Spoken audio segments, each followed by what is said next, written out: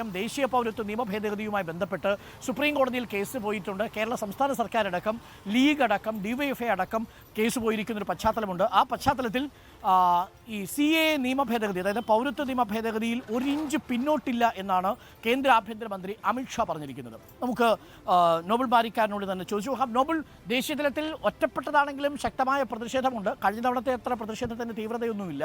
എങ്കിലും കേരളം അടക്കമുള്ള സംസ്ഥാനങ്ങൾ, കേരളം, പശ്ചിമ ബംഗാൾ, തമിഴ്നാട്, 3 സംസ്ഥാനങ്ങളും സുപ്രീം കോടതിയിൽ കേസ് പോയിരിക്കുന്ന ഒരു സാഹചര്യമുണ്ട്. ഒരടി പിന്നോട്ടില്ല എന്ന നിലപാടാണോ പൗരത്വ നിയമ ഭേദഗതിയിൽ കേന്ദ്ര സർക്കാരിൻ്റേത്? എന്താണ് അമിത്ഷാ പറഞ്ഞത് നോബൽ?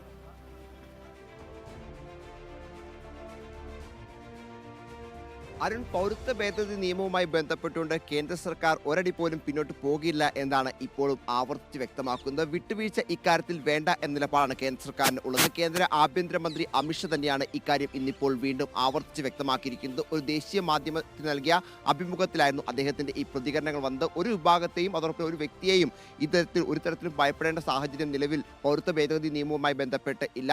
ഭരണഘടനയുടെ ഒരു മൂല്യങ്ങളും ഇതുവരെ ഈ നിയമം തകർക്കുന്നില്ല, ലംഘിക്കുന്നില്ല എന്നുകൂടി കേന്ദ്ര ആഭ്യന്തരമന്ത്രി വ്യക്തമാക്കുകയാണ്. ഇന്ത്യ മുന്നണിയും അതോടൊപ്പം തന്നെ പ്രതിപക്ഷ പാർട്ടികളും ജനങ്ങളെ ഭീതിപ്പെടുത്താനുള്ള ശ്രമമാണ് നടത്തുന്നത്. പ്രീണന രാഷ്ട്രീയമാണ് അവർ മുന്നോട്ട് വയ്ക്കുന്നത് എന്നാണ് കേന്ദ്ര ആഭ്യന്തരമന്ത്രി വ്യക്തമാക്കുന്നത്.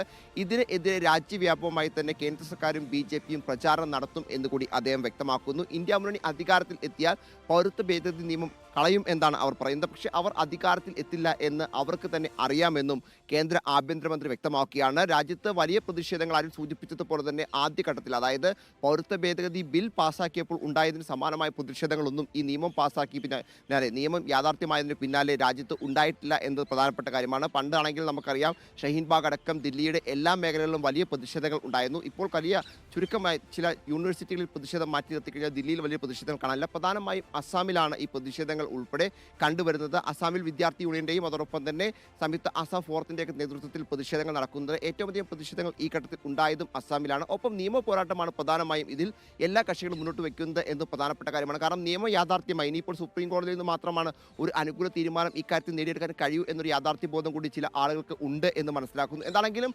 ശക്തമായ പ്രതിഷേധങ്ങൾ ഇല്ലെങ്കിലും ഒറ്റപ്പെട്ട പ്രതിഷേധങ്ങൾ ഉണ്ട്. അതിന് പക്ഷേ കേന്ദ്രം വകവയ്ക്കുന്നില്ല എന്ന് വേണം നമുക്ക് കേന്ദ്ര ആഭ്യന്തരമന്ത്രിയുടെ വാക്കുകളിൽ നിന്ന് മനസ്സിലാക്കാൻ. ഒരു വിട്ടുവീഴ്ചയ്ക്കും കേന്ദ്രം തയ്യാറല്ല എന്ന് പറയുമ്പോൾ പൗരത്വ ഭേദഗതി നിയമം ഇതേപടി തന്നെ തുടരും എന്ന് വേണം നമുക്ക് കേന്ദ്ര സർക്കാരിൽ നിന്നും മനസ്സിലാക്കാൻ. അരുൺ, ഓക്കെ, താങ്ക് യു നോബിളാണ് വിവരങ്ങൾ നൽകിയത്. പൗരത്വ നിയമ ഭേദഗതിയിൽ ഒറ്റപ്പെട്ട പ്രതിഷേധം രാജ്യത്ത് ശക്തമാകുമ്പോഴും ഒരടി പിന്നോട്ടില്ല എന്നാണ് കേന്ദ്ര സർക്കാർ പറയുന്നത്. പക്ഷേ സുപ്രീം കോടതിയുടെ വിധി നിർണായകമാണ്. സുപ്രീം കോടതി ഒരു സ്റ്റേ അനുവദിക്കുകയാണെങ്കിൽ അത് കേരളത്തിലും പശ്ചിമ ബംഗാളിലും തമിഴ്നാട്ടിലും കോൺഗ്രസിനും CPM-നും പ്രതിപക്ഷ കക്ഷികൾക്കുമെല്ലാം വലിയ വിജയമായി തീരുകയും ചെയ്യും.